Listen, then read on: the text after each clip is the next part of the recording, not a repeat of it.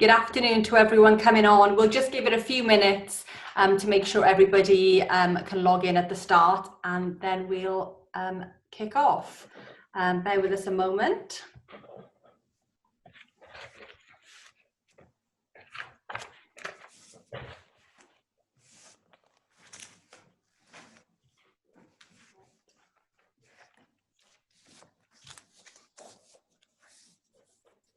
Good afternoon, everyone.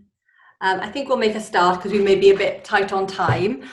Good afternoon to everyone joining this afternoon. Welcome to our fourth webinar in our palliative care series. There's still time to book on to next week's webinar. Just use the link that you used for today. I'm Charlotte Stevenson. I'm a business development manager in the CPD unit at Cardiff University, and it's our role to support this type of CPD activity. Just a quick housekeeping before we get going. We've got the chat function available at the bottom if you want to talk to the team. We've got a couple of us here. Just pop a chat in there and we'll get back to you. And we've got the Q&A. We'll have a few points throughout the presentation where we can ask some questions to Fiona. We'll anonymise it, so please type your questions in there and we'll make sure they get answered. We're all working from different locations, so just bear with us if there's any technical problems, interruptions, etc. That's enough from me. I'll hand over to our fantastic speaker this afternoon, Dr. Fiona Rawlinson. Great, thank you, Charlotte, and welcome everybody. It's really good to see so many people interested in these palliative care seminars, and they're very much been developed by myself and Joe Hayes, who you can see on the screen, really just to be an opportunity in times where we can't meet face to face, just to think about some helpful, some useful palliative care concepts, really. You know, this has been a year like no other, and palliative care, wherever you work, however you deliver it, has been very much at the forefront. The session this week, as some of you know, is about grief and bereavement. Sorry, I'm just moving my slides forward, and it's number 4 of the 5 sessions. So we've got one to go next week, which is around nursing homes, and we'll be at a slightly later time of 2:30. But I'll tell you a little bit more about that at the end. So what's this session going to do? I thought it would be useful because we're at the end of Grief Awareness Week. So wherever you work, you may have seen buildings lit up in yellow, and there may have been more chat about what grief and bereavement is. I thought it would be useful just to look over what the usual processes are, to think what might help in that bereavement process, but also to think about COVID-19 and how that's completely changed the grief landscape of this year and will do so for the foreseeable future. It's an exciting day for us in the UK. The first vaccine has been given for COVID, but we've got a long way to go before the world gets to any state of normal, whatever normal is. And also to think about some signposts. But I think one of the things about grief and bereavement is that it can, when you're going through it, particularly early on, be utterly overwhelming. And it can be really difficult, as either if you're experiencing it or you're with somebody experiencing it, to know what on earth can we do. And there are some things that we can do, that you can do, just to support this process. However, you know, it's a very individual thing, grief and bereavement. You're all online. I haven't got you in a room in front of me to be able to see your body language, to see your faces. So I don't know where any of you are in your personal grief journeys. So the purpose of today is not in any way to make things worse. It may have a little bit of enlightenment for you, but by the end of the session, I've got some very useful resources to signpost you if there are things that you need further help on. We've got our email addresses there as well, so please feel free to make use of those. What would be really helpful is just to kind of do a poll, really. And for those of you who've been to our webinars before over the last few weeks, you'll know this, and some of the questions are much the same, but it's just to get a sense of who we've got on the call, where you're all working, and in what context you're working. So Charlotte, do you want to put the first poll there? So can we ask you just to tell us, what's your main role? where do you deliver your palliative care? And I can see already we've got lots of the community, but a mix of professions, so a mix of disciplines, which is great. Okay, and everybody is welcome. I think that's the thing about grief. It affects absolutely everybody. Lovely, great, thank you. And so on to the next question, Charlotte, please.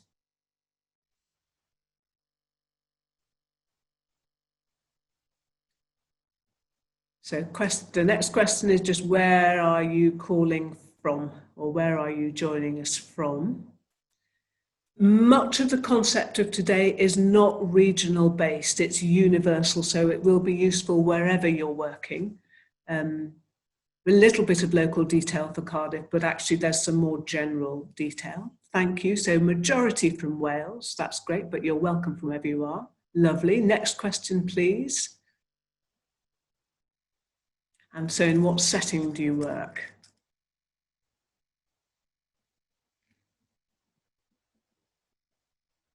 That's fantastic, thank you. So we've got a really wonderfully diverse collection. So yes, about half of you are mainly the community, some nursing homes, some secondary care, some mainly special, and a mixture.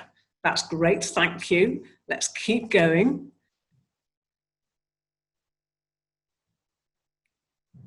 And so just asking where you work, do you support people who've experienced bereavement? Where you work? And the majority of you do that. Great. Okay. Thank you. That's really helpful. And the next one.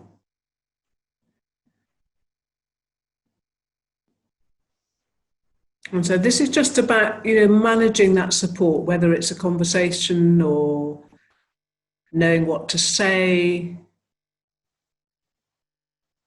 So a few vary, but majority is sort of mostly and quite.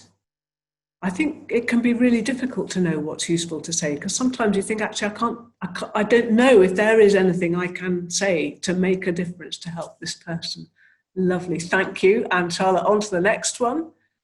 I've just slipped in a couple of questions which are the same as last week. This is deliberate from me. It's not that I've just forgotten to take the questions off. So just wondering if you've made a will. That's really interesting. That's great. Thank you. And I think there is one last question, if I've got my maths right.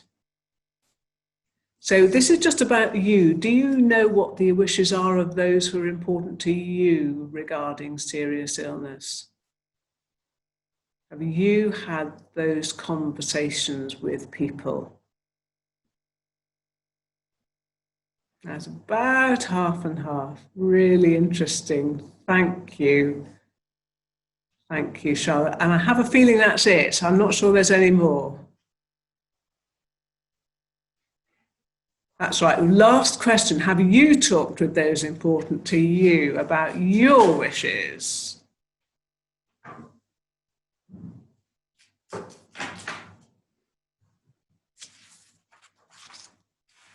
Wonderful. Thank you. Okay. That's really important. Thank you. Thank you, Charlotte. That's absolutely great. So why I've put those questions there is, it's just that thinking that as we are supporting people going through grief and bereavement, part of the art, if you like, is being able to imagine what's going to help. And sometimes when it's an expected death, when it's an unexpected death, there can be no preparation. Particularly if it's somebody young with whom, wasn't expecting to experience a road traffic accident that day, for example. But kind of the longer that we go on, the longer that we live, confronting something like COVID this year, actually beginning to think about how we experience death, how we talk about bereavement, how we talk about loss, actually begins to be relevant. And we're still, up until this year, we had got the situation where many people hadn't had a first-hand experience of losing somebody close to them or looking after somebody, whereas I think COVID has brought that a little bit more into the limelight. So all of the experience of you all on the call today is going to be different. And as I say, feel free to put the sound off. The intention is not to make your situations more difficult, but there are some useful signposts at the end if help would be useful for you. So, right, let's get going, I hope. There we go. I think one of Cicely Saunders' immense phrases was just how people die remains in the memory of those who live on. And there is absolutely no doubt that the manner of people's passing, the manner of people's death, the manner of whether it was a crisis, whether it was streamlined, whether it was difficult, whether it was smooth, that is what people will remember. They may not remember exact words, but they will remember how they felt at the time. And I think this is a fundamental thing that sometimes it's quite easy to lose sight of in the kind of the hurly-burly of providing that care. But so what can we do? We can understand that process of adjustment. And I think that's having that understanding, even if you've not experienced a significant loss yourself, understanding that this is a process of adjustment is that first step, that first bit of tool in the toolbox. So the first thing to think about is understanding the terms, really. And grief is a deep or a violent sorrow, but actually it's often caused by a death, but it can be caused by loss. So what a lot of the reactions that we're going to feel today, we're going to go through today, we're talking about it in the context of people who've died, but actually if you've had a significant loss of a role, loss of a job, loss of a partner with a divorce, the same process of adjustment is actually what you're going to be experiencing. So bereavement is that action or condition of being bereaved. The mourning is that expression of sorrow, but it's that adaptation. It's working out how you're going to live in a world which has forever changed. And as I say, COVID-19 has completely changed that for us. A word which you might not have come across before is disenfranchised grief. And that's kind of where there's been a hidden sorrow. And I think that's a particularly important phrase for this year, because with people going through the crisis of the pandemic, with all the changes, all the arrangements and things have changed, very often there was kind of a feeling that actually my grief is just like everybody else's. But for that person experiencing that grief, it will be real and it will be painful. And I think that's where we're in slightly uncharted territory with bereavement as a result of COVID. Pathological grief, complicated grief, difficult terms these. I'm going to touch on that a little bit later on. Wondering whether it's an unhelpful term, but there are certainly some people, you may have looked after people, you may be in that situation yourself, where the process is not smooth. And it seems that that process of adjustment to a different version of the world actually is just, it's not aligning, it's not going smoothly. There is some block to that adjustment happening. So being clear on the terms, I think, is a useful place to start. It's multidimensional grief. There are physical changes, there are physical symptoms that people experience as a result of grief, which we mustn't forget. And I think one of the difficult things is if people present to you with, for example, extra indigestion or a different pains or different immunities, they're getting lots and lots of infections. We're caught in, as healthcare professionals, with balancing up, actually, is there something really going on here, or is this grief? And I paused before saying grief because you sometimes hear saying, this is just grief. Well, if you're that person going through that grief experience, you don't want to hear the word just, because grief is fundamentally changing. But it might be that grief has been the thing that has provoked some physical symptom changes. But it's a multidimensional thing, grief. It affects people socially, cognitively, behaviourally, and spiritually. For some, it can be a process of where deep meaning is achieved. For others, it can be just a very dark, blank space. But it's a process, and it will adapt, and you will adapt to the changing world. which you are. So I'm going to just talk about the kind of the models of grief, and then we'll sort of have a pause and assimilate, really. Just thinking about what you might know, and the Kubler-Ross 5 stages of grief are really the classical things that if you Google grief, Elizabeth Kubler-Ross's work comes up top of the field, and as indeed it should. I mean, it was really seminal work in the 60s when it came out. And she talks about the 5 stages of grief. More recently, David Tesler has suggested a 6th stage, and it's people moving through denial, it hasn't happened, anger, bargaining, depression, and then acceptance. I don't know about you, I have difficulty with the word acceptance. I think adjustment is a different word, but Elizabeth Kubler-Ross's 5 stages is called acceptance. And that's certainly, for those of you who've experienced grief, you have elements of all of those things at some point. I think one of the problems with this model has been that you have to understand that it's not a level, I'm going to do the bargaining stage and then I'm going to go on to the next stage and the next stage. Grief isn't like that. It's much more of a model. And so sometimes what people find is that they are trying to think about their own experience relating to Elizabeth Kubler-Ross's work, but it doesn't fit into Elizabeth Kubler-Ross's work because they've actually gone back to denial about 6 months afterwards, and it's all a bit of a muddle. So I'm not saying it's a bad model, it's not, it's a really good model and it can be really helpful, but it may not necessarily be real world for some people. Then a little bit after that, Colin Murray Parkes, working in London, talked about phases of grief and grieving. So he was talking much more about kind of what people might be feeling.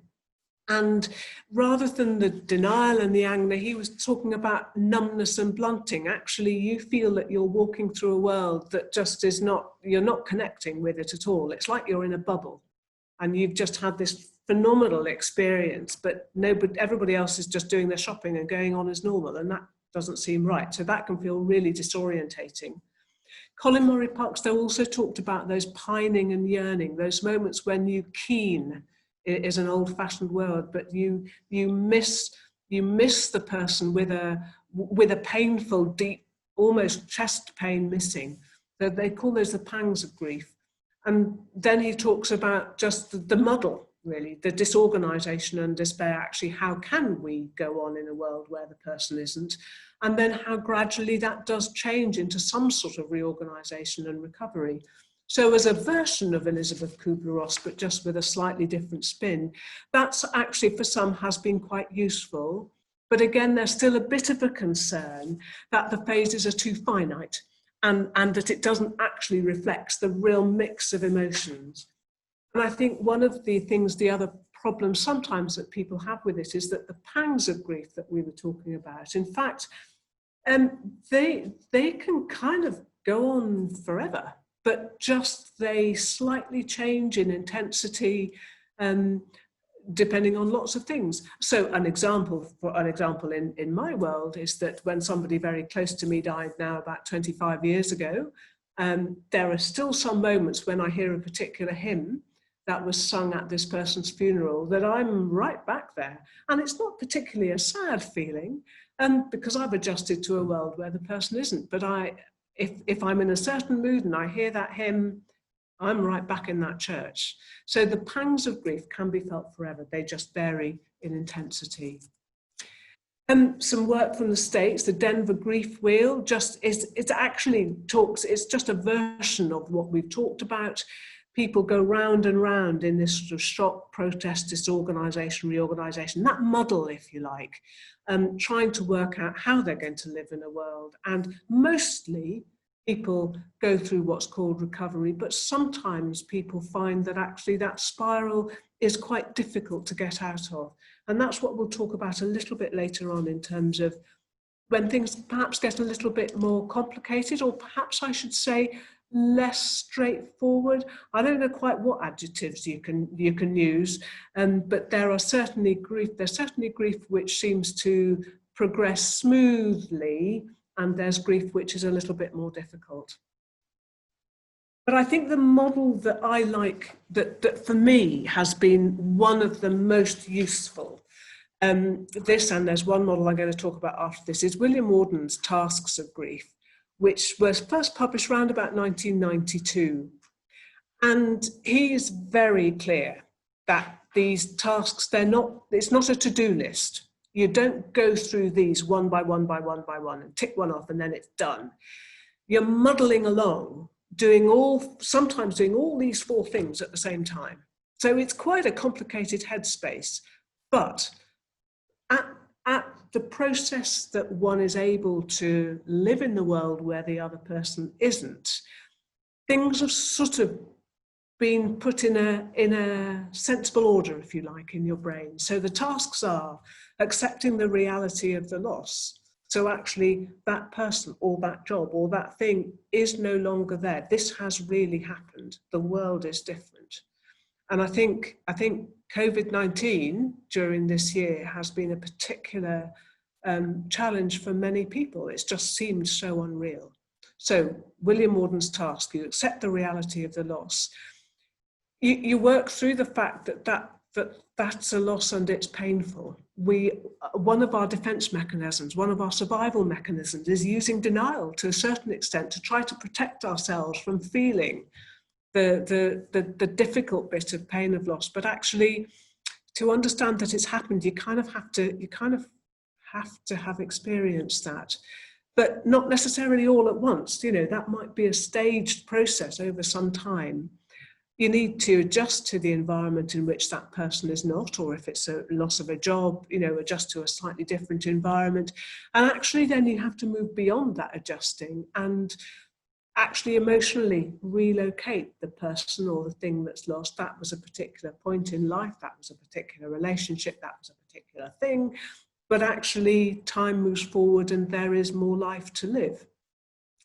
So that as a model seems to fit a little bit more actually what goes on. And I think sometimes when I'm talking with people about grief and bereavement, sort of understanding that actually it's all right to feel this muddle. This is what it is, but there does become some sense in it. And that can be helpful, but all sorts of things can trigger you to revisit, to actually have to go back, to actually have to think. And one of our problems with COVID this year has been that for many people, accepting the reality of the loss when perhaps they haven't been able to be with that person, they haven't been with the person as they deteriorated and died, if it was expected death, is making grief more complicated because the usual pointers, the usual triggers are not going to be there, which I'll talk about in a little bit more detail. And then the most recent model, which you'll hear about, is this dual process model, which again is just very simply thinking that after a loss, you're going to have some moments when you're thinking about that loss. You're thinking about what's changed, what's different. It's difficult to think of a world where things are different. It's painful. But actually, you're also thinking about, okay, so what am I going to do now? For some people, not all, but for some people, it may actually be almost a time of opportunity, and how difficult and how muddled that is. So the Stroebe and Schut dual process model, again, is probably one of those things that actually in the real world in which we live, there are times when it's difficult and there are times when you can look forward. You might find people come to you saying, I actually laughed last night. I went out, I joked with people, I laughed. That's wrong because he or she, whoever it is, only died last week. But it's not, this is just part of our normal adjustment reaction. And I think one of their key moments is just where they were saying, if you're facing grief all the time, or if you're avoiding grief all the time, that's going to lead to a complicated adjustment reaction. Whereas actually, if you're slightly muddly and you're doing lots of things at once, that's probably more real world. So I'm just going to pause for that point and just wonder if there is sort of anything that people want to reflect on or anything that's come up from the chat so far. And please feel free to use the chat or the question and answer function.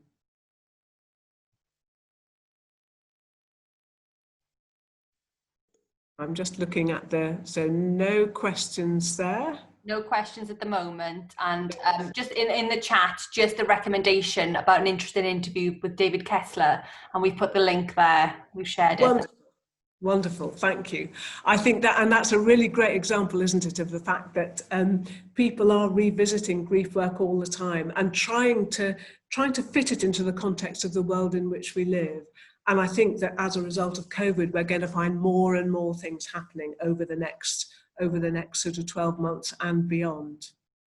Okay, I'll keep on going, because the next thing I was just wanting to talk about was just think about bereavement services. So there are the models of grief. What does the evidence tell us? What does the guidelines say about bereavement services?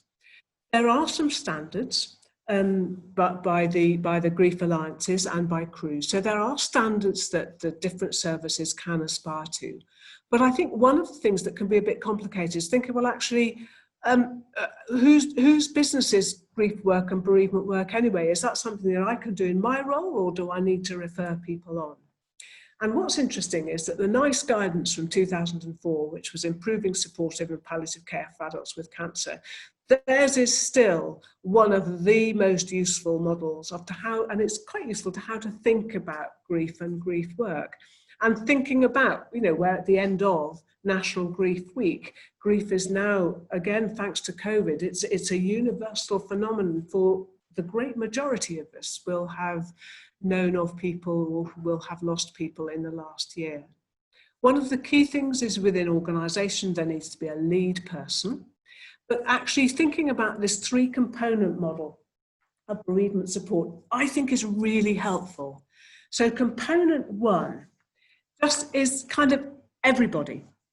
Grief, it's normal. It's normal after bereavement, but lots of people lack understanding of those grief processes. So if you haven't really thought about what grief is, it can feel really disorientating. And in this day and age, if you feel disorientated in the world, it can be very disabling, because all your usual ways of concentrating, of working, of living just seem not to be right. So that it can feel very much as if the rug has been taken out from under you. And the first time you experience it, it can feel very disabling.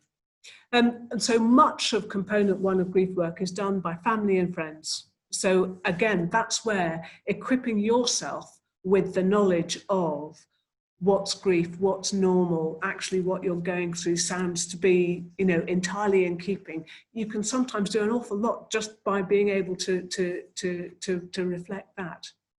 The second level, though, the second component is perhaps using communities, faith-based groups, volunteer organisations, just to try to enable almost a more formal opportunity to reflect and review on loss.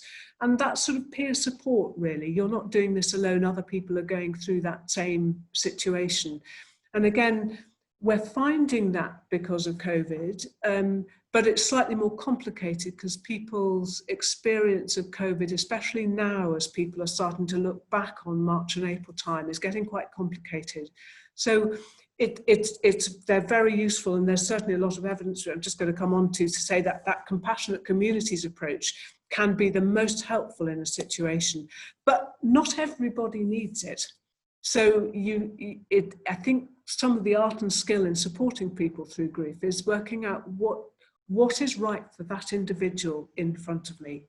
And you can signpost people to different things, but not everybody needs all of this stuff. And then that third level is for the more specialist interventions. So that would be with formal bereavement counselling, with perhaps mental health counselling, with formal bereavement services. Children's services are a particular point. I'm going to touch briefly on children. My role is as an adult palliative care practitioner, and there may be people on the call who are very experienced in work with children. But I think quite a lot of children's bereavement support can still be done in layers 1 and 2, components 1 and 2. But just sometimes, if there's complicated family or it's been a complicated death, then there may well be a need for some of those more specialised services. So sort of understanding actually that we've all got a role to play in bereavement support. I think can be really useful. It's a bit like what I was saying 2 weeks ago, is actually we've all got a role to play in advanced care planning. Whatever your role is, wherever you work, we've all got a role to play in just trying to help society understand grief and grieving. COVID has changed that for us this year, but I also think it's important to get that basic understanding of what grief and bereavement are out there. So what does the evidence say? Well, a paper from 2018 was very much going through the compassionate communities approach, and that actually sometimes offering more formal support and supervision may not necessarily be as helpful as a compassionate community approach, really trying to embed bereavement work as part of the normal societal influences. Is there a role for routine screening? For those of you working in bereavement services, this comes and goes as an issue. And I think at the moment where we are with that, and again, whether COVID changes that because of the nature of COVID grief, I think offering specific therapy to everybody is probably not practical with what our resources, but sometimes you can actually do damage and actually do harm. So there's some really useful resources there on Help the Hospice's website, and there's a link to that at the end of the talk. So I think being able to identify people who are having a complicated time, who might benefit from the extra support, extra layers of support, that's one of the most useful things we can do. But not everybody needs that formal support, and in fact sometimes you can do more harm than good, partly because sometimes you can disable people when they're actually working through grief in their own way. So what can you do? Thinking about where we started, grief is a great leveler. Grief very much demonstrates to you what actually you can't do, because one feels so out of one's depth, certainly early on in it. But actually there's a lot you can do. So being able to understand what grief is, being able to talk about the models and signpost people to help is really important, and that's something that we can all do. Just perhaps thinking a little bit more now about when things aren't straightforward. This has gone through all sorts of different iterations of what do you call it. Is it complicated grief? Is it pathological grief? I think pathological grief, I have to say, is an unhelpful word. I think complicated is probably one of the more useful words. In the classic sort of classification of mental health issues, it comes across as prolonged grief disorder or persistent complex bereavement disorder. Both are the same thing, they're just in two slightly different indexes. And very often it can be really difficult to know what's the difference between this and a depression. But I think it's quite useful to try to disentangle it if you can, because if you're just treating for depression when in fact there is a complex bereavement disorder and other things need to be sorted out and disentangled, actually it's going to take longer for things to be sorted out. So thinking about that complicated grief, it's that persistent yearning and preoccupation with the person who's died, or I guess if you're thinking of a situation rather than the person, with that situation where there has been a loss. Whereas the core symptoms of depression are much more sort of sadness and a complete loss of interest and pleasure. So if you're finding that somebody remains really preoccupied with events going round the death, then it's much more likely to be a complicated grief reaction. But of course, that's difficult, isn't it, in 2020, because COVID-19 is still with us, and there's been such a lot of big change for societies. The risk factors before COVID were generally thought to be if the death was traumatic. So if it was sudden, traumatic, untimely, unexpected, the death of a child before a parent, that was a risk factor. It didn't necessarily mean that people would experience complicated grief. There's all sorts of issues around the time of the death may have been able to be sorted, but it was one of the risk factors. Sometimes if there was a slightly complicated relationship, that can then get very difficult with things like grief and other emotions coming in.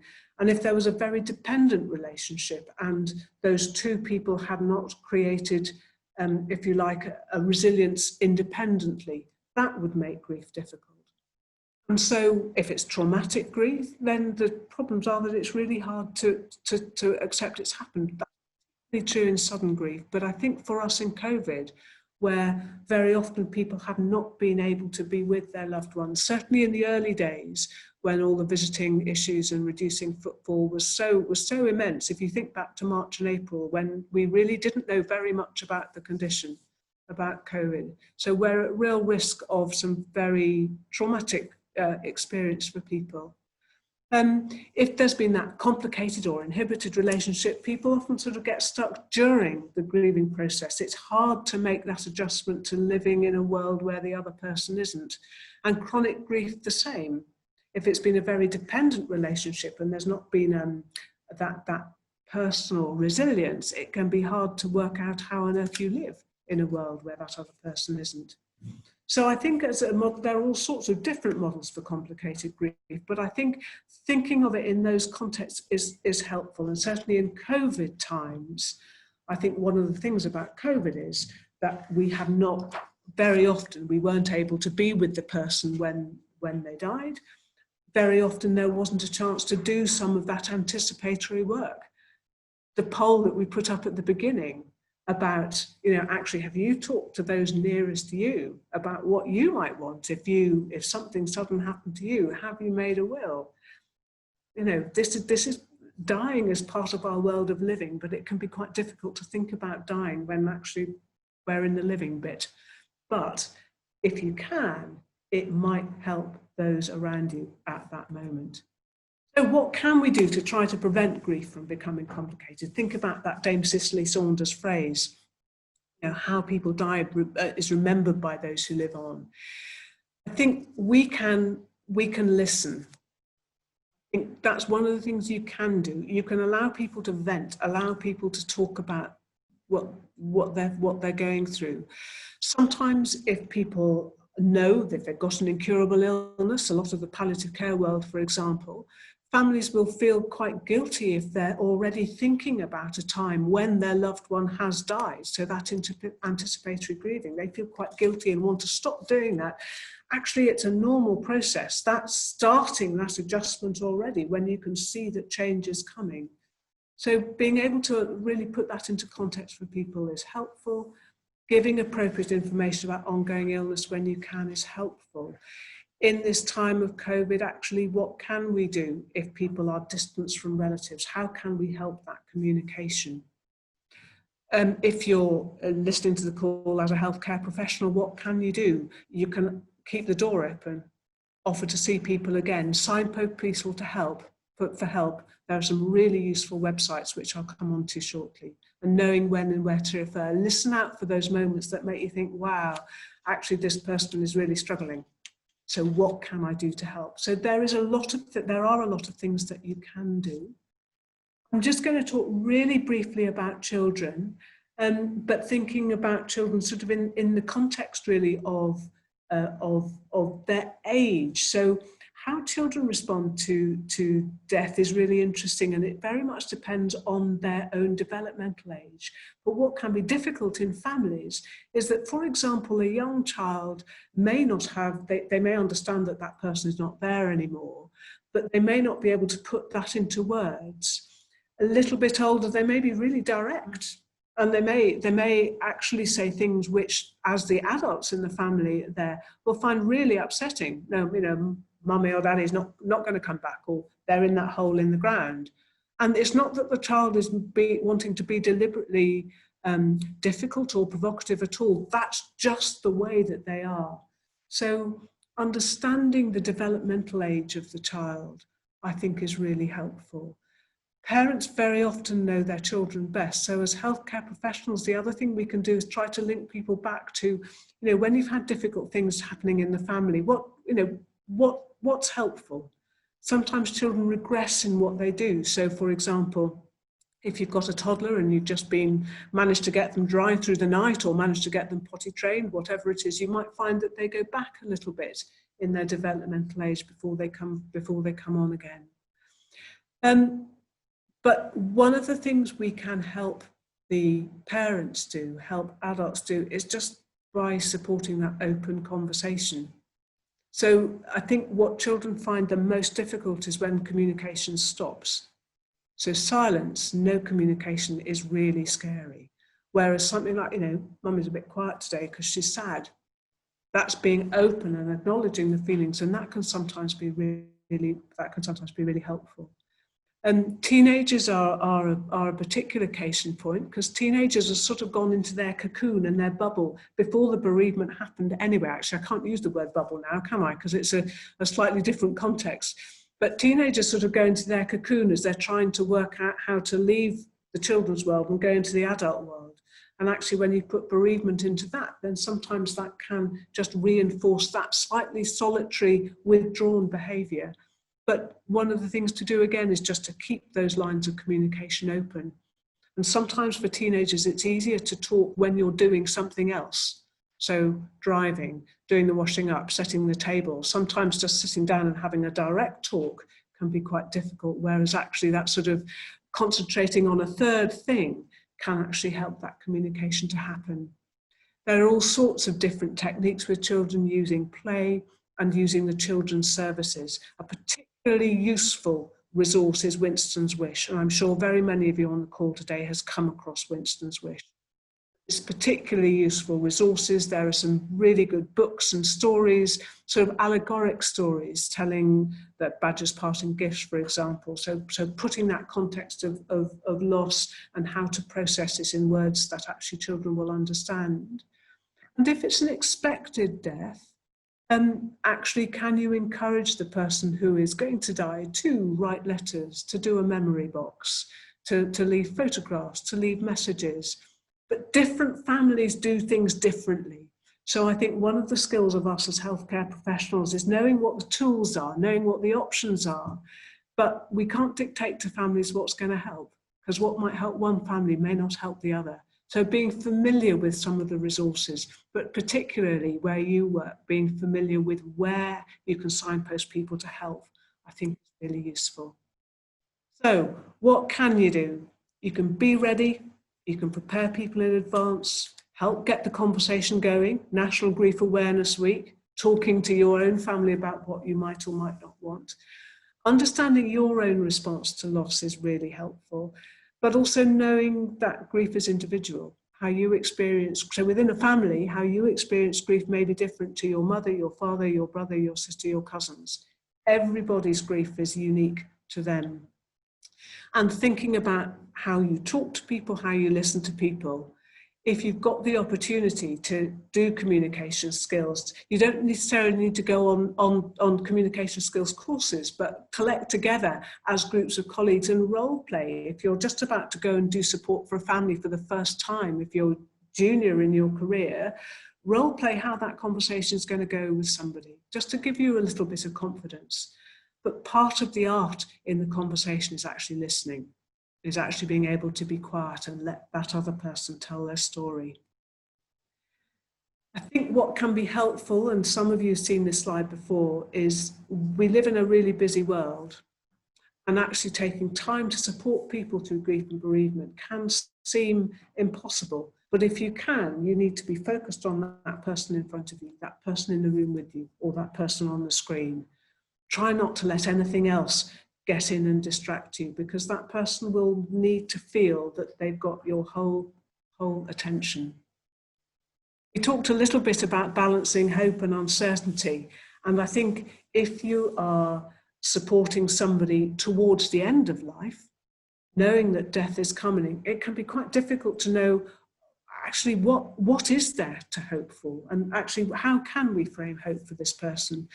And I think, again, hope is a really individual thing, but having absolutely having no kind of certainty can also be really disabling.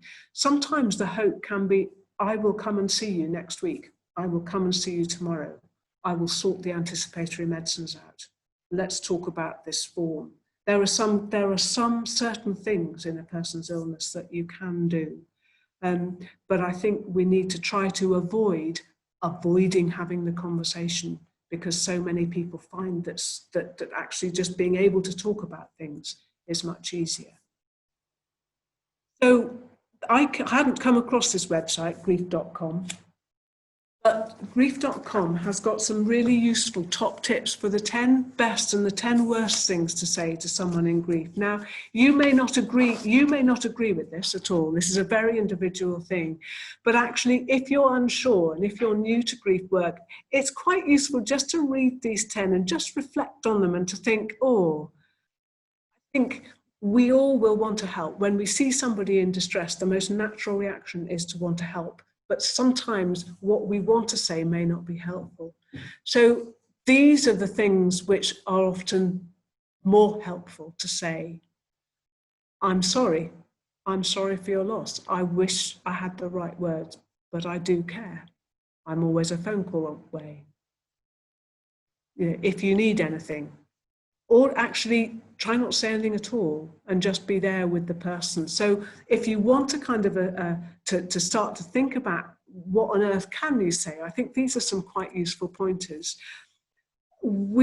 Our natural reaction as healthcare professionals is not, we don't want to cause distress. We want to help people, but sometimes what you say may not be the right thing. So there's a reason for everything, trying to put this into some kind of philosophical context. If you're going through grief, you may just not want to hear that. You certainly don't want to hear that he or she is in a better place. I know how you feel. That's a really difficult phrase. And I think if you've been through grief and bereavement yourself, you do feel a kind of an affinity with a person who has also lost somebody, but you are not that person. You can't know how they feel. You've experienced a similar situation, but you are not that person. So saying that you know how they feel actually may not be helpful. Telling people to be strong, that's quite difficult because you're implying that they're not strong then. And what are we trying to do? We're trying to enable people, not disable people. Try to avoid references with time. With time, it'll heal. Time changes things, definitely. But actually, when you're going through grief, particularly when you're at that first point of something really big has happened, you don't want to know that you're normal. You don't want to know that it's going to be better. You just want to grieve for the fact that the person who was dear to you is not there anymore. And you might well be angry and you might well be frustrated, and you don't want somebody who looks calm and placid next to you saying all of these things. So if you haven't experienced grief yet, it can be really helpful just to know the sort of reactions that might be going on in that person in front of you. So I'm not saying that these are wrong. On the grief.com website, they say the 10 worst things to say.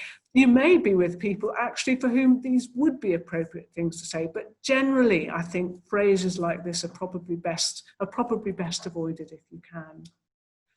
So I did say to the others when we started, I could talk for Wales on this subject, and I can already see that we've got about 10 minutes to go. So it's really important now, I think, just to focus for about 5 minutes just on COVID. And I've made some allusions to it as we've been going through the talk, because what we've talked about so far has been what was known about grief and bereavement up until March in the UK 2020. But I think we are going to see a different grief pattern over the next maybe few years. I think we're seeing a different grief pattern in those who had loved ones who died of COVID at the beginning of the pandemic, and those whose loved ones have died more recently. And I think what's really important is to think about the context of particularly March, or whatever country in the world you're from, those first early weeks of the pandemic, when if you think about it, the fear and the anxiety and the distress of everybody, of healthcare professionals, of societies. We were in a world that we did not know what was going to happen. And so everything stopped. And so it didn't matter how much advanced care planning you'd done. It didn't matter if you had decided what you were going to say, how it was going to go. If you died in those first few weeks, you were probably dying on your own without your family there, just because that's what we were told to do. And so that has an impact on how people remember grief and how people remember that person has been really profound. However, grief goes on. the bereavement process is adjusting to a world where that person is no longer there. And it will happen, adjustment will happen, but it may just be a bit more complicated along the way. So we need to listen. We all know this stuff. People may not have been able to be there. The usual arrangements may be different. The funeral might not have had to been able to happen at all if it was in those very early days, or it might have been with 15 or 30 people. Even now, beginning of December 2020, there are different funeral arrangements. So what's usually an emotional and turbulent time is feeling even more turbulent than ever. There is now work coming out, and in 6 months' time, I'm sure there will be more.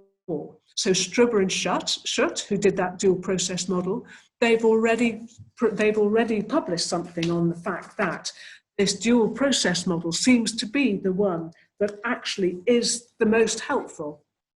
So actually using this as there'll be sometimes when you feel at peace with what's happened, and there will be sometimes that you will rage against what's happened. That's probably normal. So there is evidence coming out about how to manage grief. This paper from the Journal of Pain and Symptom Management is particularly helpful in terms of thinking of you if you were working in a hospital setting, but actually what they're saying is just as relevant to the community. And it's just about trying to keep communication channels open in that time running up to the death and the time after the death, by whatever means, whether it's virtual, whether it's having a spokesperson, whether it's talking to a carer. So the world will dictate how we can do things, but that doesn't mean that you can't do anything. That means that we've just got to be clever in how we use the technology and how we use things. So what can we do? We can support people in knowing that grief is going to be different. We need to know that actually as lockdown restrictions come and go, grief might be revisited. So at Christmas time, potentially in the UK, may be tricky. Because if that's the first time that a family has got together because of lockdown, grief will be revisited because that's the natural thing that's going to happen. So I think understanding that that's what's going to happen will help us to support people. But from the COVID point of view, there will be a time when families can get together. So maybe it's just not now, but it will be coming. Of particular help has been information on the cruise website. So I would really recommend you to look at the cruise website because their information and resources on useful ways to explain some of that isolation, why it's made grief difficult. If you're particularly angry about the visiting restrictions that meant that you couldn't be there, or how things were, the fact to have the funeral that you'd wanted, that you knew that your loved one wanted. So I would really recommend looking at the cruise website. So what can you do? You can create a resource file for your services where you're working. So actually think about the people you work with. What will help you in your work? What will help you in your family, particularly in your work? Have you got just a file that people know where to get the cruise information, know what the Samaritan's number is? If you're working in Cardiff, City Hospice here, where I work, we do have a bereavement service. You don't have to be known to us. So all the information is there on our website. Marie Curie has got a website with a phone line. Macmillan's got phone lines. There's lots of advice and support out there, depending on what you need. Think about those models. The slides, we will circulate these slides, so all of these websites and things will be available to you. But I think one of the troubles in COVID is that because it has been such a universal thing, I think sometimes people are a bit reluctant to come forward. And actually what we're saying is, in fact, no, you might need just that one-off conversation. It's okay to reach out and to ask for help. These are just some of the resources that we found. And as I say, these will come out to you with the slides. So as we finish up now, think about where you work. Think about your role where you work and your role in your family, in your community. We can all do level 1 grief bereavement support. It's understanding what's usual, understanding some of the complexities of the situation, but knowing when to refer on. But then what about you? What about us all as healthcare professionals or whatever it is that you do? Think sometimes we can distance ourselves because that's how we get on with the job, but actually there will be effect on us. You've lost somebody and you're looking after people who are either dying or have died or supporting grief, you may find yourself revisiting your own grief. And so I think being kind to yourself is really important, but actually thinking of your language. What can you do? Even in times of crisis, you are in control of things, and in particular, you are in control of you. You're the person who controls you. Try and have some time away from the workplace if you can. Gosh, COVID 2020 it's made this really difficult, I know, but actually as a way of sustaining your work, really useful to try to have some time away from social media, away from the news headlines. Try to keep communication channels open with people and know where the resource and the helps. So this is what we were going to do through the aims of the session. We were going to review the usual processes of grief and bereavement. We were going to think about all of those processes and then think what the difference COVID has made, and to think about some signposts and hopefully to empower you with some suggestions. So as I just open up to the question and answers or the chat, just have a think. How is this session going to change your practice where you work? What are you going to do differently? So I'd like to, again, thank the team. Thank Charlotte, Jo, Emily and Jess for setting the session up. And we've probably got a little bit of time, a couple of minutes, if there's anything burning in the question and answer or in the chat. Thanks, Fiona. If anybody's got any questions, type them in quickly and we'll try and squeeze them in. Fiona, we've had a question. How do we manage the whole community experience in loss and bereavement? Oh, really good question. And I think, in a sense, that's where we are now, isn't it? I think actually the paper, The Bereavement in Times of COVID-19 from Stroebe and Schut, I think that's quite a useful model. I think it's about understanding. It's about trying to have actually a compassionate community approach, perhaps using local volunteer groups, ensuring that people think about using crews, think about using Samaritans, but just acknowledging that, you know, this is that word unprecedented. I kind of hesitate to use it now. It's a bit like grieving. It'll be a bit like grieving after the war in some respects. This is a community approach, but actually there can be a lot of community support that will help people going through it. I think we need to be a little bit careful that we don't disenfranchise grief and just make it the new normal and to downplay it, because for everybody who has lost people, their grief is profound and difficult, and it will adjust itself, it will pass, but it will take some time to do that. And I'm kind of conscious I've used the time word, and I've said that using time is not helpful. There's no doubt that with time, people's adjustments do happen, but you can't put a time limit on grief. You can't say, right, by 1 year it should be this, by 1 year it should be that. A first anniversary is always a particularly focused time, just because people remember particularly clearly. But I think we have to go back to the whole community approach, really, and have a consistent approach. That's a long answer to a short question. Apologies. Thanks, Fiona. No other specific questions that anybody's popped in. Just a comment that somebody's going to put a pack of information together to help people within their nursing home, which is a great outcome. And again, just to remind everyone, I'll circulate the slide, so you'll have all the links and everything that Fiona's popped up there. Fiona, did you want to add anything else? No, I think it's a difficult topic, grief. I think it's difficult when it's new to you, but I think in a sense what COVID's done is that it's brought it much closer for many people. It's made us think about it more. It's a loss, it's an adjustment, and adjustment will happen. Adjustment will happen. And so I think that idea of putting resources together, I think is a really helpful one, really good one. That's brilliant. Okay, I think we've run slightly over, but not too much, not too bad. Thank you all for attending, and apologies for the technical problems. I still don't know what happened, but you know, hopefully it'll never happen again.